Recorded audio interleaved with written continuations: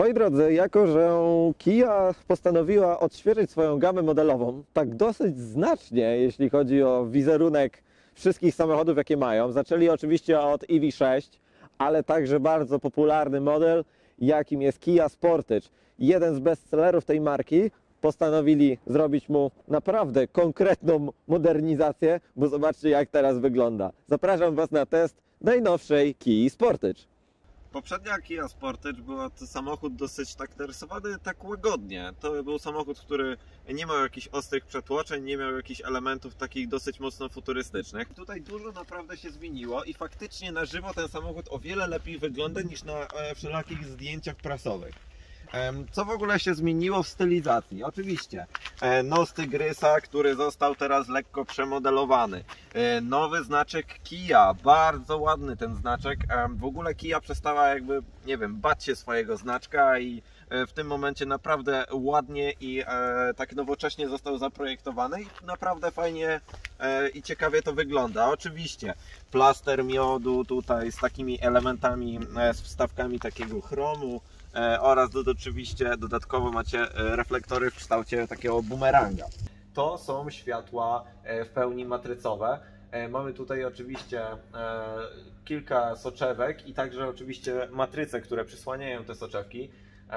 Jest to element od wyposażenia Business Line i nie kosztuje jakichś nie wiadomo jakich pieniędzy, tam jest okolice 4-5 tysięcy złotych, a naprawdę rewelacyjnie świecą. Po pierwsze, ten wzór całego tego bumeranga jest po prostu naprawdę niesamowity. Ja wam je, poczekajcie, włączę.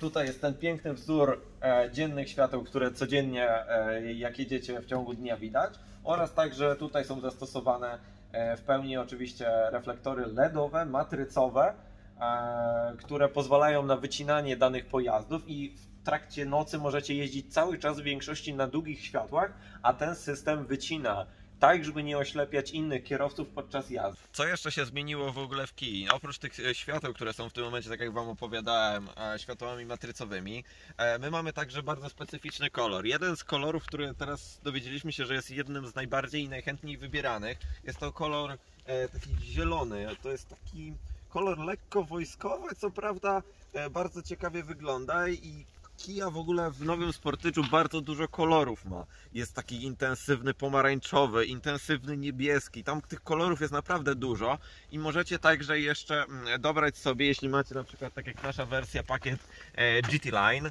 Pakiet GT Line oznacza dosyć sporo elementów z czarnego piano black, inne zderzaki oraz także oczywiście lusterka lakierowane na czarno, ale też jest takim elementem, że możecie sobie dobrać czarnego koloru nadwozie w formie dwukolorowej, tak? Czyli macie dół koloru zielonego oraz górną część w formie właśnie czarnego dachu. Warto także wspomnieć tutaj o tej całej stylizacji tyłu, która naprawdę mocno się zmieniła ze względu na ten taki ducktail, ciężko to nazwać, bo to jest SUV, więc tutaj nie można takiego określenia nazwać jak ducktail w przypadku samochodów coupé. W ogóle zrezygnowano także z wycieraczki. Wycieraczka powędrowała tutaj pod tylną lotkę. Bardzo ciekawe rozwiązanie. Też zostało takie coś zastosowane w nowym Hyundai Tucsonie, który jest faktycznie jakby bliźniakiem technologicznym i konstrukcyjnym w ogóle nowej Kii Sportage. Względem poprzednika na pewno także tylne światła zostały naprawdę mocno zmodernizowane.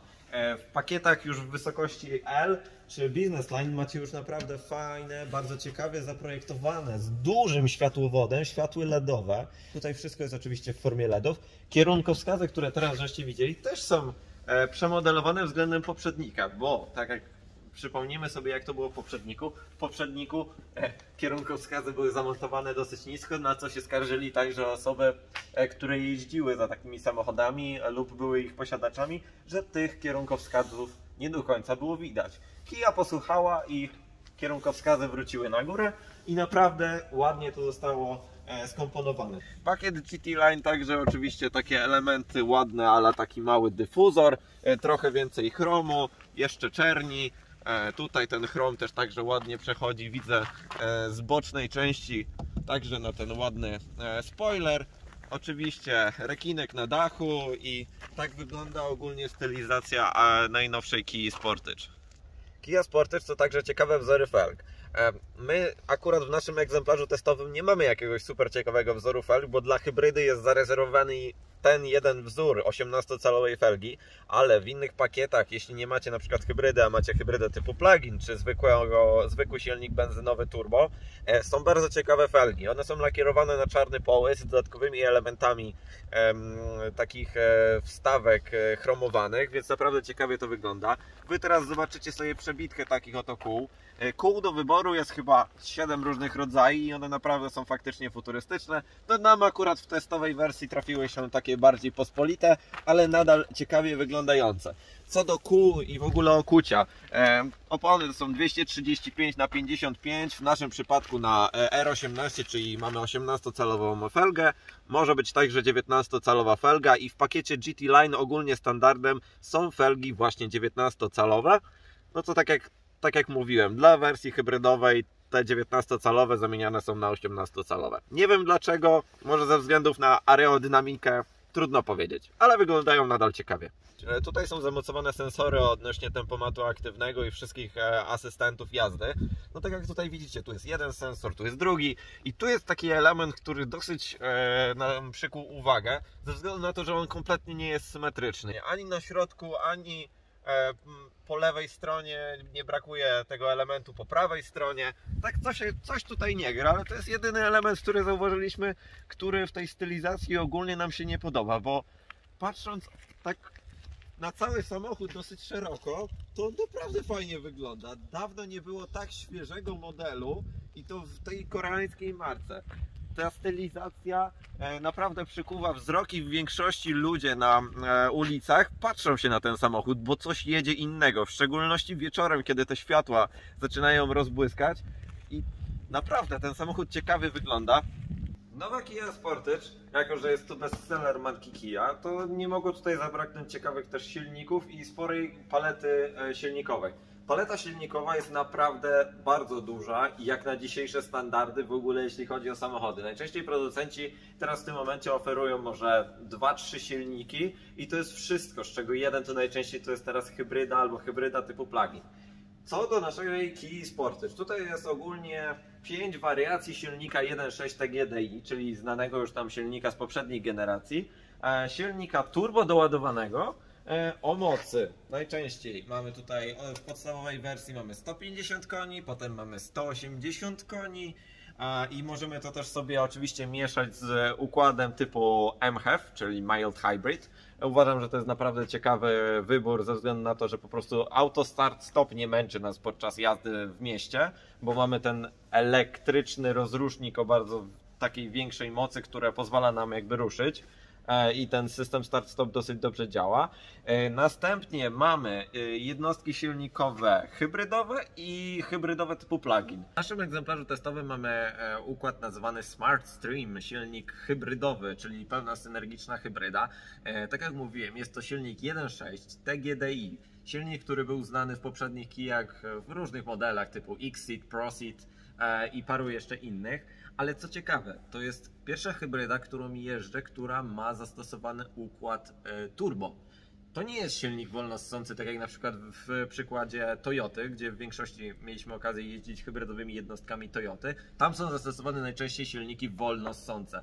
Widzicie, mamy 180 koni silnika spalinowego, generowanego właśnie także dzięki tej turbinie, bo tak to pewnie by było trochę mniej. Dodatkowo mamy 60 koni z naszej elektryki, którą tutaj pięknie widzicie, bo oczywiście kabli w kolorze pomarańczowym jest sporo oraz tego płynu chłodzącego gdzieś baterię. I tak oto to łącznie daje 230 koni i 350 momentu obrotowego, czyli już spore wartości jak na samochód, który waży okolice 1000 chyba 600 czy 700 kg. Tutaj mamy także połączenie tego układu z 1,5 kW baterią, dokładnie 1,49 kW. W większości naszych testów, czy to hybryd, czy hybrid plug-in, wspominamy także o pojemności baku, bo to jest dosyć często różnica.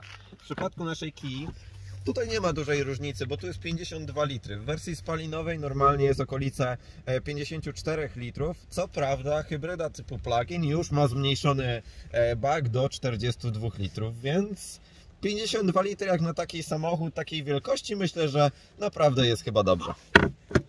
Co warto wspomnieć też, pomiędzy generacjami dużo nie zmieniło się, jeśli chodzi o długość i szerokość samochodu, bo Kia naprawdę nie chciała, żeby ten samochód urósł. Najczęściej producenci z każdej nowej generacji samochody rosną. Tutaj, jeśli chodzi o długość, nadal jest jakby okolice 4,5 metra, a samochód urósł względem poprzednika raptem o 3 cm, ale co warto wspomnieć, to jest rozstaw osi, który zwiększył się tam o 1 cm i w tym momencie jest 2,7 metra, co faktycznie widać w środku, co Wam pokażemy, bo naprawdę miejsca na tej nowej platformie, która tutaj jest zastosowana i ona się nazywa N3, naprawdę tutaj miejsca przybyło, jeśli chodzi o poprzednią generację, która też do małych nie należała.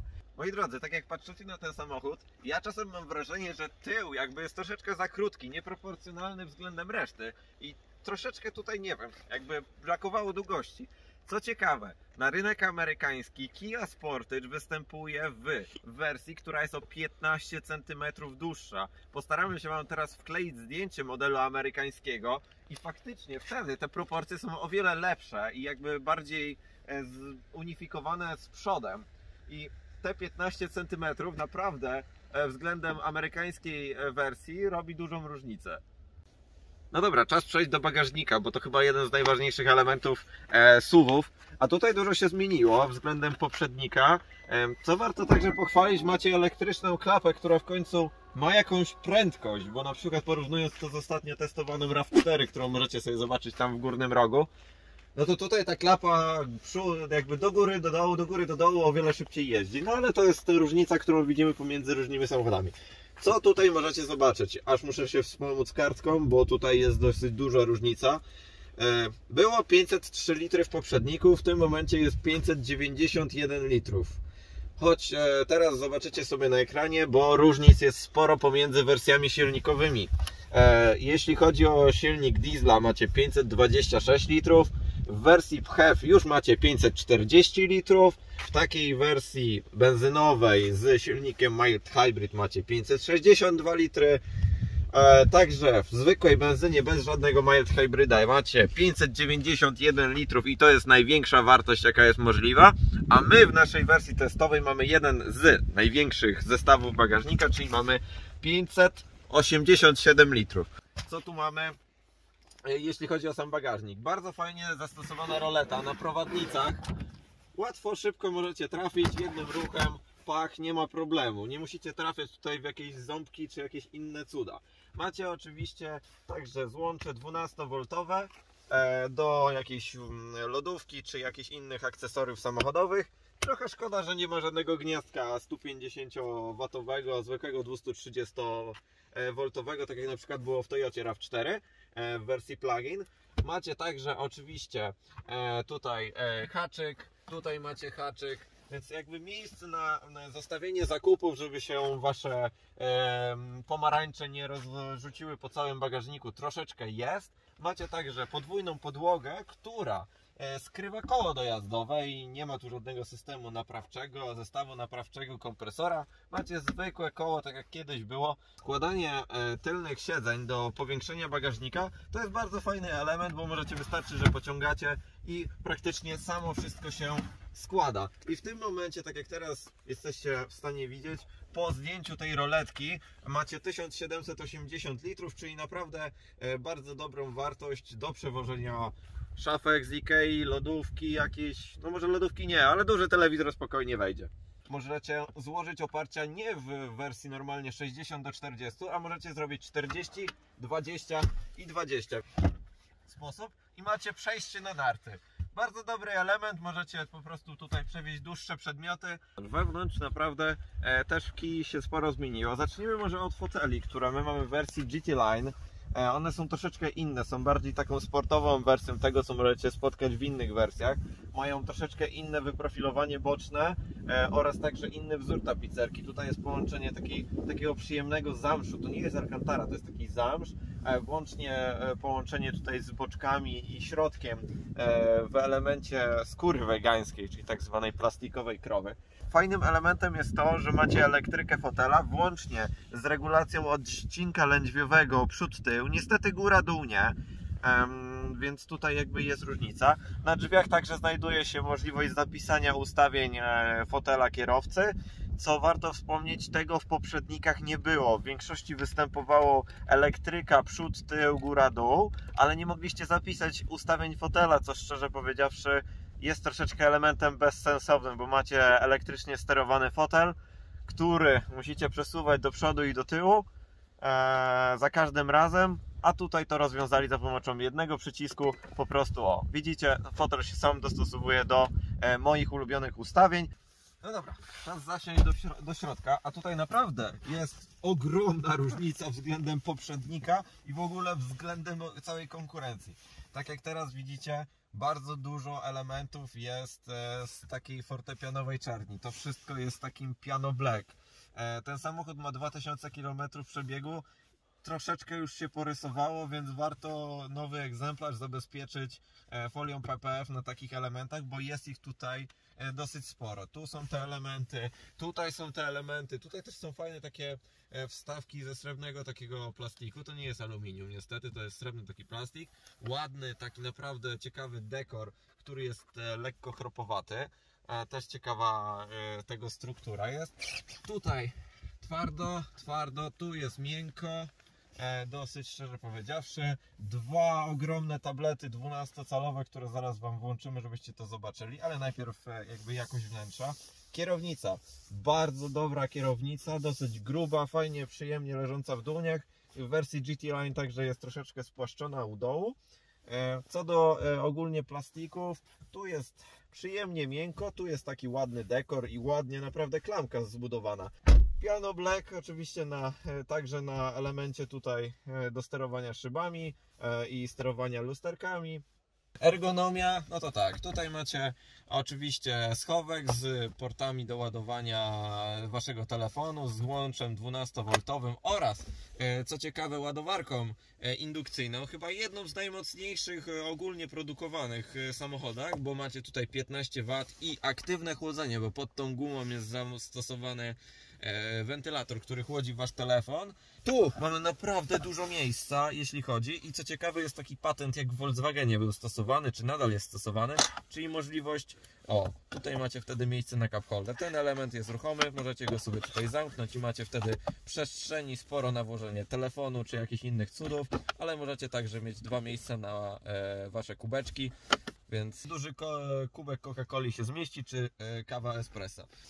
No i teraz może przejdźmy sobie do elementów, które tutaj się znajdują, tych wszystkich czarnych połaci ekranu. Trochę się to palcuje i trzeba dbać tutaj o czystość, ale efekt po włączeniu zapłonu jest naprawdę konkretny. No bo zobaczcie, co tu się dzieje.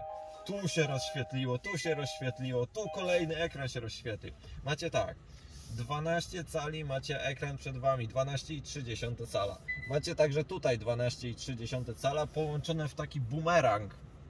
I to wszystko jest skierowane w stronę kierowcy, więc naprawdę można tutaj sobie sporo lepiej to widzieć. Niestety pasażer, żeby dotknąć tego części ekranu, ma już lekki problem, bo jakby jest za daleka odległość, żeby to komfortowo zrobić.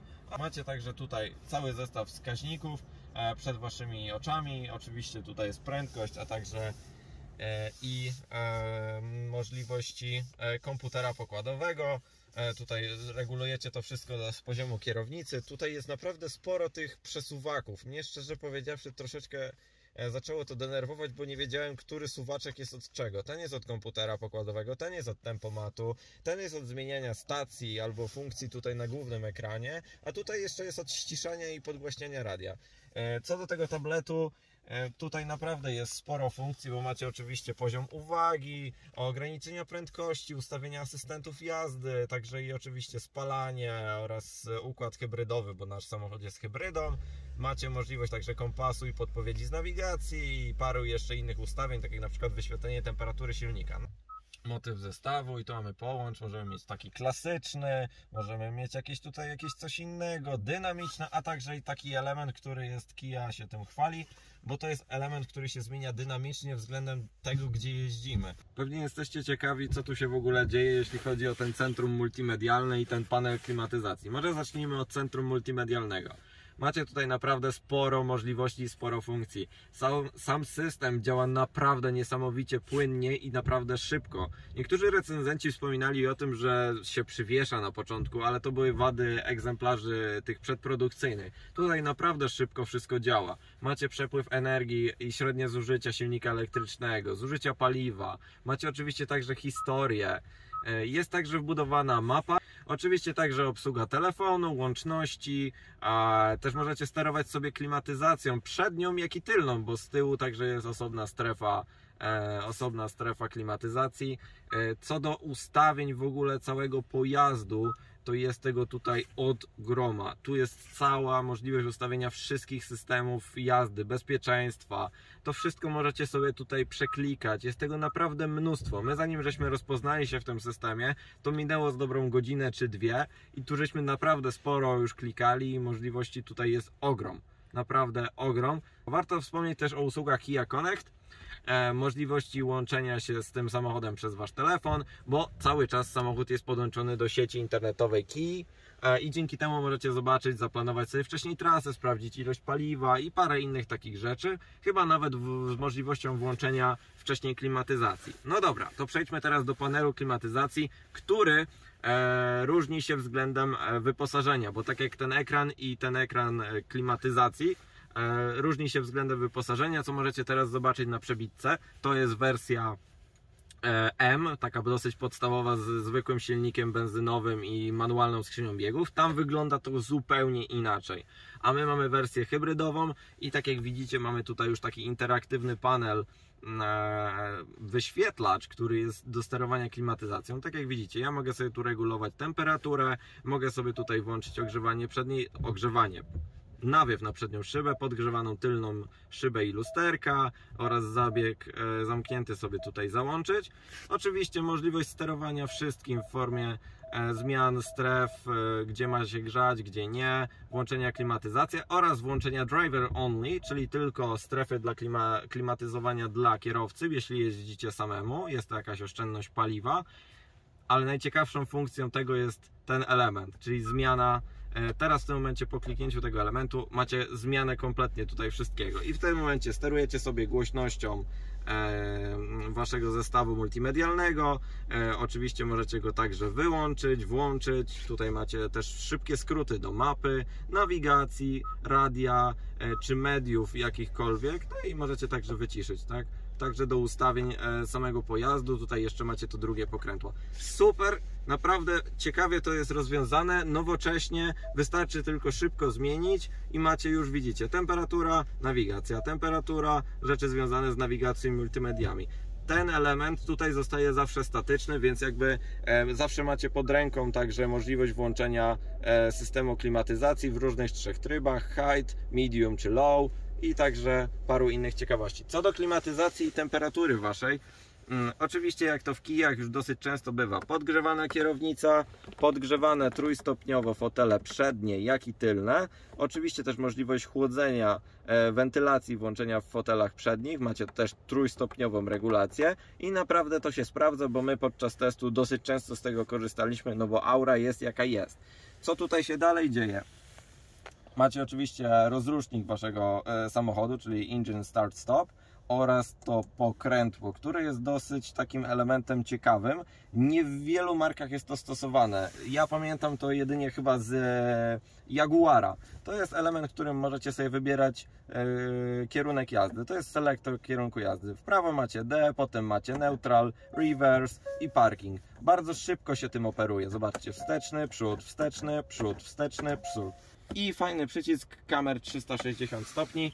Nam się tutaj otwiera cała zakładka, oczywiście możliwość tutaj parkowania.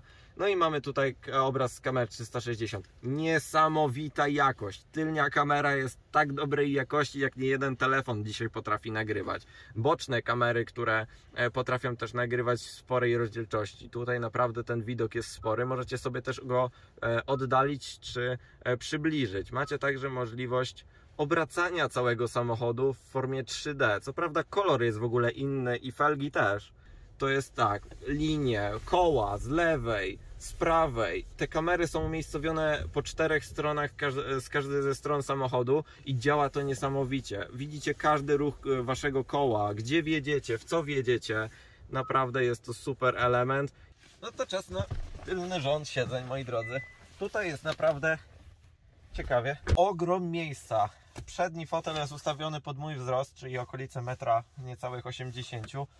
Ogrom miejsca. Tu przed kolanami jest mnóstwo miejsca. Nad głową też jest sporo miejsca, a warto wspomnieć o tym, że mamy tutaj panoramiczny szklany dach, który jest naprawdę bardzo duży i bardzo ciekawym elementem. Co prawda jest tutaj przedzielony na pół ze względu na to, że możecie go sobie uchylić i otworzyć w pełni ten element. O, widzicie, w tym momencie tutaj windshot się otwiera i możecie sobie ten element cały otworzyć oraz zamknąć i teraz w tym momencie on się zamyka włącznie nawet, o, widzicie, z roletką, która też jest elektryczna i bardzo ciekawie to działa. To jest oczywiście element pakietu, który jest możliwy do zakupienia. Ale co tutaj się w ogóle dzieje? Podgrzewana tylna kanapa w formie 2 skrajnych miejsc, oczywiście dwustopniowa. Możecie ją regulować tutaj oraz także jakby wasi pasażerowie zapomnieli tego wyłączyć, możecie to wszystko zrobić z przodu.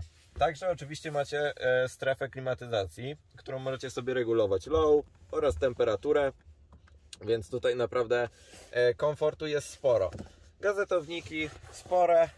Bardzo ciekawy element, czyli haczyki. Możecie tutaj sobie powiesić torbę i to myślę, że jest bardzo fajny element, bo dosyć często zakupy wozimy na tylnych siedzeniach i po prostu go sobie tutaj zahaczamy. Macie także oczywiście tutaj złącze USB, bardzo ciekawie zastosowane, bo ono nie jest tutaj jak w większości samochodów, bo tutaj jest jakaś półeczka, którą możecie sobie czymś wypełnić, ale tutaj macie złącze USB nowego standardu, możecie sobie ładować telefony. Bardzo ciekawym elementem jest także ten fikuśny element. Tak, możecie sobie tutaj powiesić kurtkę i ona nie spadnie, bo tutaj jest taki element gumowy, który to po prostu przytrzymuje. Wnętrze z tyłu jest naprawdę przyjemne, komfortowe, dużo miejsca i z chęcią bym tu pojechał w dłuższą trasę. Kolejnym elementem, o którym żeśmy zapomnieli Wam w tym momencie powiedzieć, to tutaj jest też miejsce oczywiście na butelkę, co prawda niedużą, bo chyba półlitrową, ale nie o tym. Chcieliśmy Wam wspomnieć o tym, że w tym samochodzie mamy zastosowany system Harman Kardon, czyli dosyć znanej, popularnej marki audio, która tutaj zastosowała 8 głośników i nawet przyjemnie to wszystko gra, naprawdę sympatycznie. No to czas na feature, który jest zastosowany w naszym Sportage'u. To jest element wyjazdu z miejsca parkingowego. Co prawda, no tak jak widzicie, mamy scenerię leśną, nie mamy parkingu, no ale trudno, pokażemy Wam. Przytrzymujemy sobie hold w tym momencie, czekamy aż samochód się załączy, aktywuje i w tym momencie mamy do przodu albo do tyłu i możemy, proszę Państwa, przywołać oto naszą Kiję. Ona w tym momencie zapaliła światła, oczywiście złożone są lusterka i Kia jedzie bez udziału kierowcy. Co ciekawe, ten system jest w stanie omijać elementy. Tak jak teraz widzicie, samochód mnie ominął i jedzie dalej. On jest w stanie tak jechać dosyć długo i tak samo możemy go przywołać, żeby jechał do tyłu. W tym momencie samochód odblokował hamulce i widzicie, jedzie do tyłu. Pełna autonomia. Ciekawe. Możecie wyjechać naprawdę z ciasnego miejsca parkingowego albo po prostu prowadzić Waszą Kię Sportage na smyczy. Takiej elektronicznej smyczy. Zobaczymy, jak ten samochód w ogóle się prowadzi. O tym chciałbym Wam najbardziej teraz opowiedzieć, bo jest już z tego, cośmy możliwość mieli pojeżdżenia i jest ogromna różnica względem poprzednika. Poprzednik był taki dosyć toporny w prowadzeniu, jeśli chodzi o układ kierowniczy. Tam ludzie dosyć mocno się skarżyli na ten element w formie jazdy, że tam trzeba dosyć mocno tą kierownicą było ruszać i tak dalej. Faktycznie tutaj jest dosyć mocno zmieniony układ kierowniczy. Bardzo przyjemnie się nim jeździ. Samochód w ogóle jest dosyć sztywno także zawieszony, bo ogólnie macie dwie opcje zawieszenia. Macie standardowe zawieszenie takie typowe oraz zawieszenie z tymi amortyzatorami, co my mamy, czyli DCC, czyli tym zmiennym charakterystyką tłumienia. Jeśli chodzi o rozwiązanie to DCC, które my mamy, szczerze powiedziawszy myślałem, że będzie bardziej jakby takie zróżnicowane, że będziecie mogli mieć więcej komfortu oraz i więcej sportu. Tutaj macie ten Drive Mode i macie tryb Eco oraz tryb Sport. Ja szczerze powiedziawszy nie czuję zbytnio różnicy pomiędzy tymi dwoma trybami w pracy zawieszenia. Tutaj nie, tutaj to zawieszenie po prostu działa sobie według swoich praw, ale i tak nie zmienia faktu, że ten samochód naprawdę dobrze się prowadzi, bo jest dosyć sztywno zawieszony.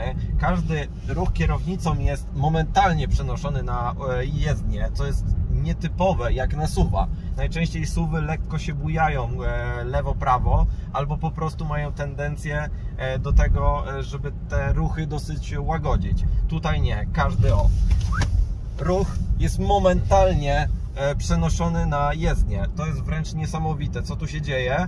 Co prawda jest troszeczkę głośny na nierównościach. Słychać pracę tego zawieszenia w takiej formie wybierania dziur. Faktycznie, naprawdę sympatycznie się to prowadzi i myślę, że to jest zasługa tego, że do kij przyszedł inżynier, który został inżynierem, który był w koncernie BMW, który pracował dla M-Sportu i widać to w tych samochodach, ogólnie w koreańskich samochodach, takich jak i30N, którego żeśmy mieli, majstersztyk jeśli chodzi o zawieszenie. Tak samo tutaj w Kii coraz lepsze są te zawieszenia i uważam, że jazda tym samochodem jest naprawdę fajna. Co prawda chciałbym, żeby była troszeczkę bardziej komfortowa. Jak wybieram ten pakiet zawieszenia za te 4 czy 5 tysięcy złotych, troszeczkę oczekiwałem tego, że ten samochód jednak będzie miał trochę więcej komfortu i jednak tego sportu też będzie miał. Jakby będzie na tyle uniwersalny, że ja będę mógł sobie tutaj regulować tym pokrętłami. Ale w układzie zawieszenia kompletnie nie czuję różnicy. Ale i tak uważam, że naprawdę nowa Kia Sportage jest na tyle uniwersalna ze swoim zawieszeniem, że spełni wymagania i osoby, która ma taką nutkę swojej sportowej, lubionej jazdy, oraz takiej osoby, która chciałaby dosyć pewnie i w miarę komfortowo przejechać swoją trasę. Wyciszenie jest dosyć standardowe i nie jest jakoś nie wiadomo jak tragiczne, że tutaj wszystko wieje i trzeszczy i czujecie się jakbyście mieli niedomknięte przednie szyby czy tylne. Nie, tutaj jest dosyć dla mnie wystarczająco. Jak coś, to zawsze możecie podgłośnić system Harman Kardon, waszą ulubioną piosenkę i myślę, że to spokojności wystarczy. A, i szklany dach też nie szumi. Silnik jaki my tu mamy, czyli jednostka hybrydowa, no to wiecie, że dosyć lubimy sprawdzać te wszystkie zelektryfikowane pojazdy w jakiejkolwiek to formie by były, czy to będą samochody ładowane z gniazdka, czy tak jak te hybrydy synergiczne. A to jest taka synergiczna hybryda, ona nie potrzebuje żadnego ładowania, oprócz tego, co odzyskuje z energii z kół podczas hamowania, czy podczas przyspieszania. Tak jak tutaj teraz widzicie, tutaj macie pełen przepływ energii, co się dzieje z silnikiem elektrycznym, z silnikiem spalinowym. Jakie są moje w ogóle odczucia, jeśli chodzi o jazdę z tą jednostką napędową? Jest to nietypowa jednostka ze względu na to, że macie tutaj turbo. Tak, turbo. Silniki hybrydowe najczęściej są kojarzone z tym, że to są wolnossące, odprężone silniki, które naprawdę nie potrzebują żadnych tam turbo doładowań czy kompresorów, a tutaj jest turbo. Naciskacie pedał przyspieszenia i on sobie dosyć szybko nabiera prędkości. Co prawda to nie jest taka torpeda, tu macie 235 koni i tak troszeczkę szczerze powiedziawszy, ja nie dałbym tych 235 koni, dałbym za 200.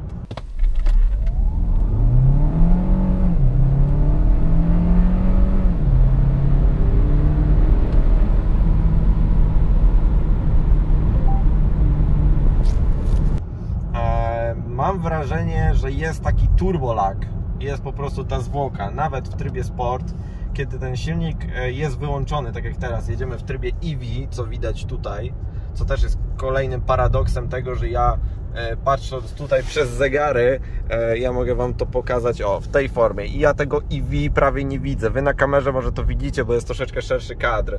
Ale wracając by the way do silnika, w trybie sport naciskacie gaz, zwłoka jest, teraz się turbo napompowało i faktycznie ten silnik robi tak i idzie do przodu, jest konkretnie. Jest dynamicznie, co prawda ten lag jest taki wyczuwalny i troszeczkę czasem denerwujący. Brak trybu pomiędzy Eco a Sport w formie jakiegoś komfortu jest dużym elementem dla mnie brakującym. Samochód naprawdę fajnie jeździ w ogóle, ale dlaczego jest aż taka przepaść pomiędzy Eco a Sportem? W Eco jest on strasznie ospały, stara się wykorzystywać tego silnika spalinowego, elektrycznego, mniej spalinowego. Ten pedał przyspieszenia jest taki dosyć gumowy, a w trybie sport jest tego bardzo duża odwrotność i nie ma czegoś takiego trybu do jazdy na co dzień. I ja nie wiem w tym samochodzie, czy ja mam jeździć na trybie Eco, czy na trybie Normal. Nie umiem się zdecydować. Brakuje tutaj typowo trybu Normal albo trybu Comfort. Więc to jest, jeśli chodzi o takie odczucia z jazdy tego silnika. Spalanie, tak jak widzicie, 7,7 litra, silnik elektryczny 3,1 kW poboru energii. Jest to dosyć dużo, co prawda widzicie, to spada. My też dla Was, testując te samochody, robimy sporo ujęć, sporo przebitek, sporo te samochody przestawiamy, jeździmy w jedną, w drugą, więc też nie patrzcie na to spalanie, że to jest jakaś wyrocznia. Myślę, że ten samochód zejdzie ze spalaniem, tylko na pewno trzeba się nauczyć nim jeździć. Ja jeżdżąc na przykład Toyotami bardzo dobrze się nauczyłem jeździć hybrydą i potrafię zejść naprawdę w niskie partie spalania, okolice 5 czy nawet mniej litrów na 100 km. Tutaj starałem się nauczyć tego samochodu, lecz no, wynik jest jaki jest. Myślę, że da się go zredukować, chociaż 7,6 litra to nie jest jakiś cudowny wynik jak na hybrydę, która powinna palić według katalogu 5,5 litra. Troszeczkę mniej. Jakby tu było z 6,5, to już bym się nie czepiał. Ale tak to silnik i jednostka jest naprawdę fajna, dynamiczna, fajnie się napędza. Także to odzyskiwanie energii jest bardzo przyjemne, bo tak jak teraz widzicie, lekko naciskam hamulec, on sobie tą energię cały czas odzyskuje i do tej baterii to wszystko trafia. Bierzcie też pod uwagę to, że może mi się do końca nie podoba jakby jednostka silnikowa w wersji hybrid, ale ten samochód na przykład może z jednostką 180 konną i na przykład z napędem na 4 koła, który możecie też sobie tutaj dokupić, może w ogóle inaczej jeździć w takiej formie dynamiki czy ogólnie samego feelingu między kierowcą a silnikiem. Więc tutaj będzie na pewno spora różnica, tak samo jak różnica będzie w silniku diesla. W tym samochodzie, ten samochód jest na tyle uniwersalny, że każdy klient, który przyjdzie i będzie chciał tą stylistykę i ogólnie ten model, znajdzie w palecie silnikowej swój ulubiony typ. Ktoś będzie chciał turbo doładowany silnik benzynowy, będzie miał 150, 180 koni. Będzie chciał oszczędnego diesla, bo jeździ w trasy, też się znajdzie 115, 136 koni.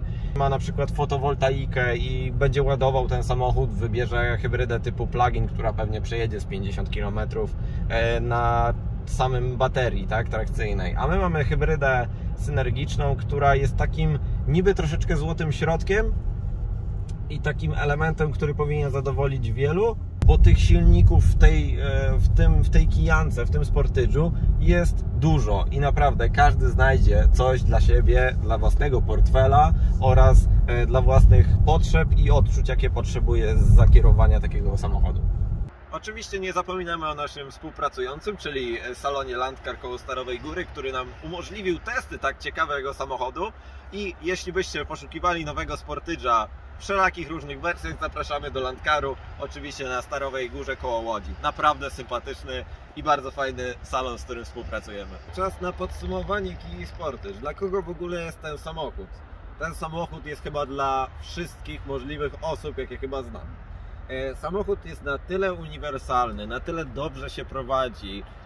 To jest naprawdę bardzo dobry samochód. Nie dziwię się, że poprzednia generacja sprzedawała się tak wyśmienicie, bo nowa generacja jeszcze bardziej pobija ten wynik. Ludzie bardzo chętnie wybierają nową Kię Sportage i nie dziwię się temu, ze względu na to, szeroka gama silników, bardzo szeroka, każdy znajdzie coś dla siebie. Jednak jak chcecie samochód typu SUV, bo potrzebujecie więcej miejsca, potrzebujecie większy prześwit, bo macie tutaj 17 cm prześwitu.